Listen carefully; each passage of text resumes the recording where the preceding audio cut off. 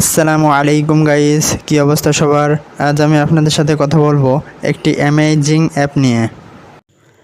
আমরা সবাই স্ক্রিনশট নিতে পারি, কিন্তু এমন যদি হয় যে বড় একটা ফেসবুক পোস্টের বা কোনো চ্যাট লিস্টের স্ক্রিনশট আমরা নেব, সেক্ষেত্রে কিন্তু শুধুমাত্র একটা সিঙ্গেল স্ক্রিনশটের মাধ্যমে আমরা অনেক ইনফরমেশনগুলো কিন্তু নিতে পারি না, বা লং স্ক্রিনশট সেটা কিন্তু আমরা অনেকেই পারি না। তো আমি আজকে আপনাদের সাথে কথা বলবো কীভাবে আপনারা লং স্ক্রিনশট নেবেন। তো যদি আপনারা আমার চ্যানেল নতুন হয়ে থাকেন তাহলে চ্যানেলটা অবশ্যই সাবস্ক্রাইব করে রাখবেন এবং পাশে থাকা বেল আইকনটি বাজিয়ে রাখবেন। আর যদি এই ভিডিওটা আপনারা ফেসবুক পেজ থেকে দেখে থাকেন তাহলে পেজটা অবশ্যই ফলো করে রাখবেন। তো চলুন বেশি কথা না বাড়িয়ে মূল ভিডিওতে প্রবেশ করা যাক।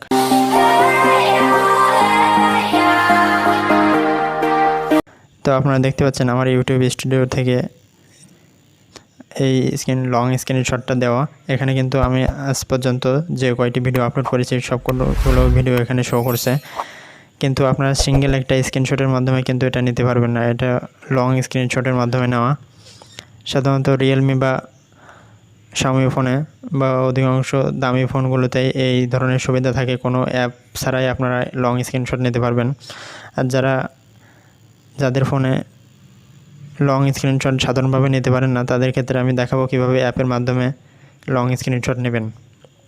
তো এক্ষেত্রে আপনারা দেখতে পাচ্ছেন রেজুলেশন কিন্তু খুব একটা কম হয়নি, সব কিছুই ঠিকঠাক আছে, অথচ একটা লং স্ক্রিনশট আমি খুব সহজেই নিতে পারছি।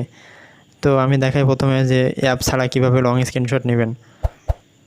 তো এক্ষেত্রে আমি আমার ইউটিউব স্টুডিও অ্যাপে চলে যাচ্ছি। ইউটিউব স্টুডিও অ্যাপে চলে যাওয়ার পরে এখানে দেখতে পাচ্ছেন আমার সব ভিডিও এখানে আছে। এখানে আসার পরে আমি স্ক্রিনশট নিয়ে নিলাম। তো এখানে স্ক্রল লেখা দেখতে পাচ্ছেন, স্ক্রলে যদি ক্লিক করে দিই তাহলে দেখতে পাচ্ছেন নিচ থেকেই কিন্তু স্ক্রল হচ্ছে। তো সম্পূর্ণ স্ক্রল হয়ে যাওয়ার পরে এটা নিচ থেকেই থেমে যাবে। তারপরে এখানে ডানে ক্লিক করে দেবেন।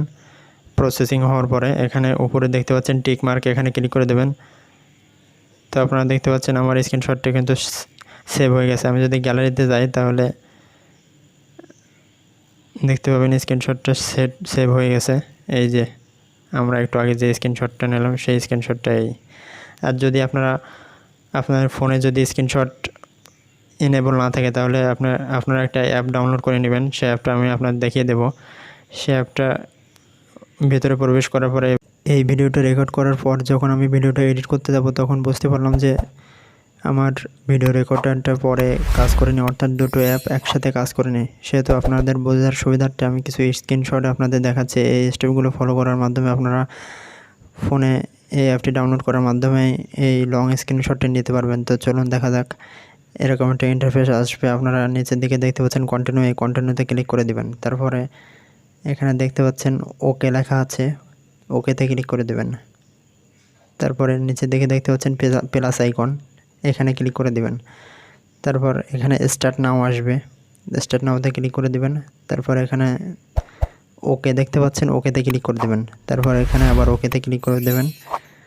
ওকেতে ক্লিক করে দেওয়ার পরে নিচের দিকে দেখতে পাচ্ছেন আপনারা একটা আইকন, এই আইকনে আপনার যেটা থেকে ফেসবুক হোক বা কোনো বড় ফেসবুকের কোনো পোস্ট হোক সেখানে নিয়ে যেয়ে এই আইকনটা অন করে দেবেন।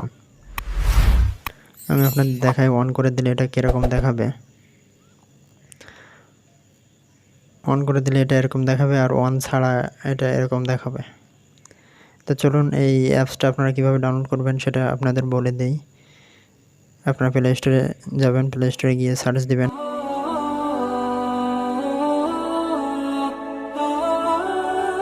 লং স্ক্রিনশট লিখে।